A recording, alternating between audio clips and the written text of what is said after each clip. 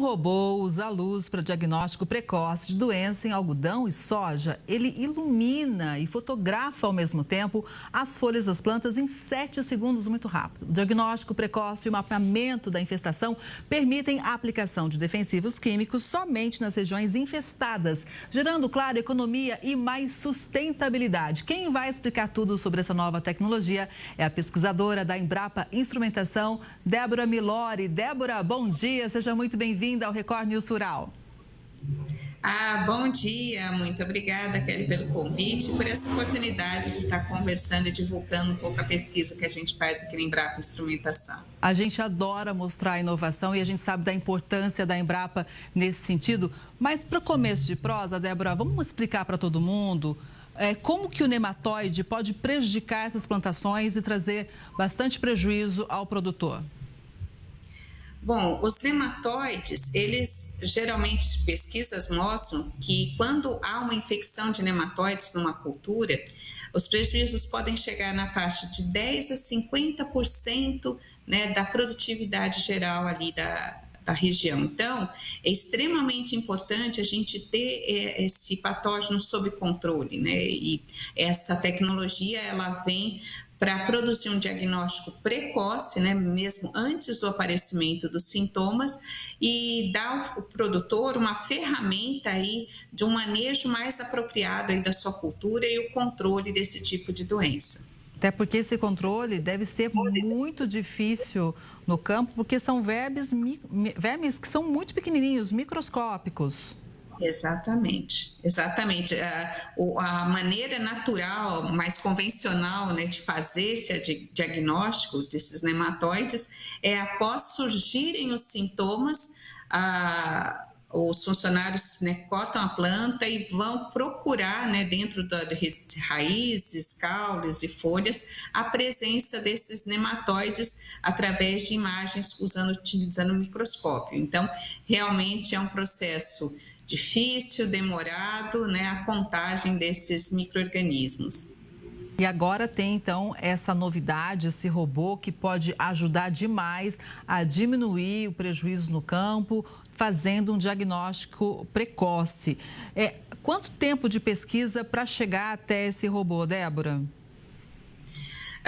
2 anos para a gente chegar até esse robô, né? A gente começou a princípio fazendo teste das tecnologias, né? Que tipo de técnica fotônica a gente iria usar para esse diagnóstico. Nós começamos no laboratório testando 5 técnicas diferentes e depois de 1 ano e pouco nós concluímos que a melhor solução seriam essas imagens especiais, imagens de fluorescência. E aí a gente começou fazendo cultivo de plantas em casa de vegetação, coletando as folhas e trazendo para o laboratório para tentar usar essa técnica nessas folhas e ver se a gente tinha resultado positivo. Como os resultados em laboratório no primeiro protótipo foram muito positivos, a gente resolveu dar um passo adiante. Então, a gente começou a fazer experimentos na casa de vegetação, mas com os vasos em 4 mesas diferentes, e em cada mesa a gente colocava um tipo de planta. Então, tinha as plantas de controle, né, que ficavam numa mesa, que eram plantas que estavam irrigadas, sem doenças, em perfeito estado de saúde. Nós colocamos uma mesa onde a gente tinha um estresse hídrico e uma mesa inoculada, né, infectada com o nematóide reniformes, e uma outra mesa inoculada com o Aphelencoides besseyi. E aí, então, a gente começou a fazer essas imagens com o robô para poder levantar os dados e trabalhar com inteligência artificial para construir esses modelos para fazer o diagnóstico. Pois é, então é um robô que une várias tecnologias. Isso, exatamente. A gente pode, assim, vamos dividir assim em 3 blocos, vamos falar. A gente teria a parte do hardware, né, do sistema, do sensor, que são técnicas fotônicas. Eu tenho ali LEDs, câmeras especiais, filtros que vão ali gerar essas imagens, esses dados. Eu tenho a parte de robótica, né, que tem o desenvolvimento desse robô para automação dessas medidas. E tenho a parte de inteligência artificial, que usa então os dados coletados por esse robô e esse sensor para trabalhar em modelos que vão fazer a diagnose precoce, mesmo antes do aparecimento dos sintomas. Débora, a gente inclusive acompanhou algumas imagens noturnas. Esse robô, ele trabalha à noite? Isso, exatamente, porque nós estamos falando de imagens de fluorescência que elas são um sinal muito baixo, né, bem sutil, e ela está relacionada com a fluorescência da clorofila, fluorescência de metabólitos secundários da planta. Então, para fazer isso de dia ainda é um desafio para a gente.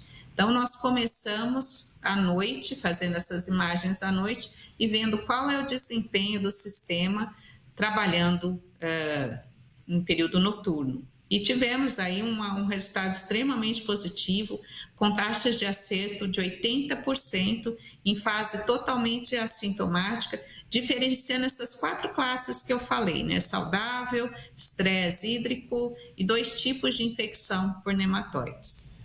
Pois é, Débora, vamos falar um pouquinho dos resultados, né? O que vocês conseguiram apurar sobre a verificação, né? Bom, nós observamos que as plantas infectadas, elas alteram o padrão químico, né? Quer dizer, quando eu tenho uma planta saudável, eu vou ter ali, dentro da sua composição química, um perfil químico de planta saudável. Quando ela é infectada, existe um aumento dos metabólitos secundários. E a fluorescência desses metabólitos secundários acaba nos dando um indicativo que aquela planta está doente e sendo aí uma chave para que a gente faça o diagnóstico precoce. Quer dizer, antes mesmo da gente ver nenhum sinal na planta, a gente começa a ver essa alteração química que está ocorrendo através da imagem de fluorescência.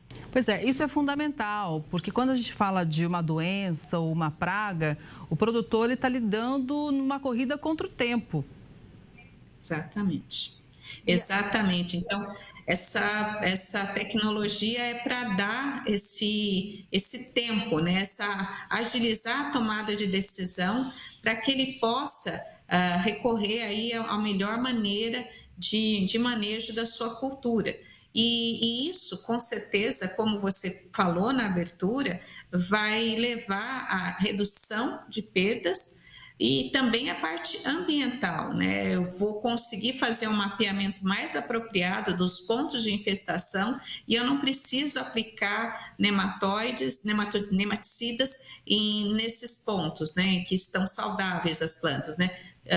Focalizando apenas em alguns pontos e isso vai ter um impacto econômico e um impacto ambiental. Essa é uma dúvida do produtor que eu acho que é bacana a gente esclarecer. Como é que seria essa medição, né? Para ele realmente saber onde é que ele tem que aplicar algum produto e onde não é necessário? A ideia é que o sistema vá a campo e produza um mapa da infestação, né? Então, tendo aí alguns hotspots que estariam ali sob alerta e ali naqueles pontos o produtor teria que fazer o manejo da doença, né? Ou fazendo alguma espécie de erradicação, ou aplicação de nematicida. Então, ele vai fazer apenas ali em pontos localizados e não em toda a cultura.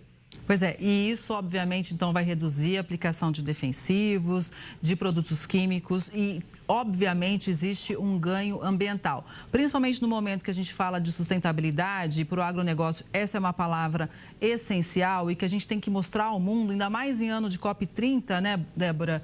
É uma tecnologia que vem muito a somar e no futuro pode até, quem sabe, agregar valor ao produto. Sem dúvida. Eu acho que toda vez que a gente vai trabalhando uma agricultura mais sustentável, a gente pode aí adicionar selos de qualidade, né, de produção, né, como de redução de agroquímicos, né, mapeamento em geral, seguindo os preceitos aí da agricultura de precisão. Eu vou levar isso a produtos que têm um uso mais racional dos insumos. E isso é uma pauta importante para a COP30, isso é uma pauta importante para todas as temáticas aí que são de interesse para a agricultura brasileira e mundial, né? Pois é, o robô está aí, já tem a taxa de acerto comprovada. Qual que é o próximo passo?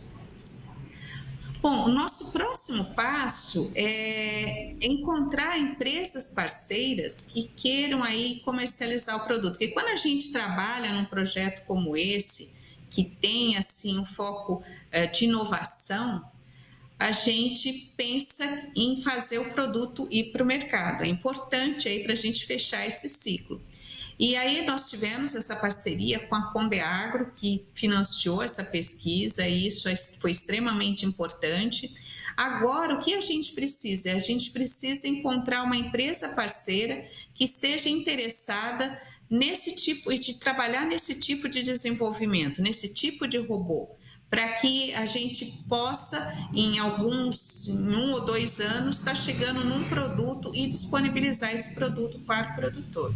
E eu acho muito importante, inclusive, esse papel da imprensa em divulgar, porque quando a gente divulga que algo aconteceu, foi desenvolvido e já está com um teste comprovado, é a oportunidade realmente da gente fazer esse link, né, entre inovação e mercado. Mas é preciso realmente que as empresas se interessem, porque não adianta a pesquisa estar ali, fez toda a tecnologia, é uma necessidade do mercado, né? A gente sabe como os nematóides trazem prejuízos, é uma preocupação constante. Então, para o Brasil enfrentar esse problema de fato, é preciso que aconteçam as parcerias. Inclusive, na sua opinião, na sua avaliação, Débora, você acredita que enfrentar de uma forma mais eficiente essa doença, os nematóides, poderia colocar o Brasil numa posição mais ainda privilegiada? A gente sabe, por exemplo, na soja já somos uma grande potência, temos aí os Estados Unidos como grandes concorrentes, mas temos a China cada vez demandando mais pela nossa soja.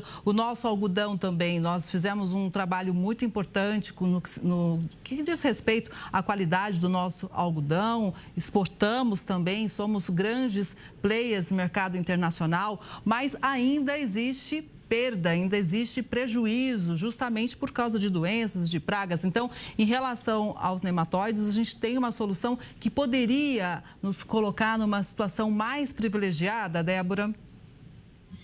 Sem dúvida. Eu acho, né, como você disse, nós temos uma agricultura que é líder em vários pontos no mundo inteiro, como a soja, né? Então, nós tem todo esse mérito, né, da pesquisa e de produtores em realmente deixar o Brasil como um dos protagonistas dessa área mundialmente.